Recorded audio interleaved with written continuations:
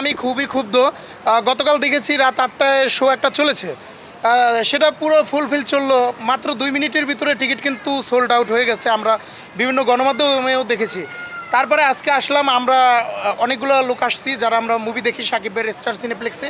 এসেই দেখতেছি এখানে শো চলতেছে না। কেন চলতেছে না জিজ্ঞেস করলাম, বলতেছে তারা নিজেরাও জান না, মানে কর্তৃপক্ষও জানে না। আসলে বুঝতেছি না কী ঘটছে। এরপরে আপনারা দেখেন ক্যাটালগুলো, যেখানে সাকিব ভাইয়ের সবসময় এখানে ক্যাটালগে ছবি থাকে, আমরা দর্শকরা ছবি তুলি। এখানে এসে দেখতেছি একেবারে প্রেশার কুকার থেকে শুরু করে বাংলাদেশে যে কটা সিনেমা মুক্তি পাইছে সবগুলো ক্যাটালগই আছে, বাট সাকিব খানের প্রিন্সের কোনো ক্যাটালগ নাই।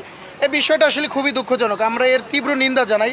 যদি গভীর কোনো ষড়যন্ত্র থাকে সাকিব খানকে নিয়ে, এটাও আমরা প্রতিহত সবসময় করেছি। আর এই গভীর ষড়যন্ত্র করে না আসলে মূলত লাভ নাই। কেন লাভ নাই?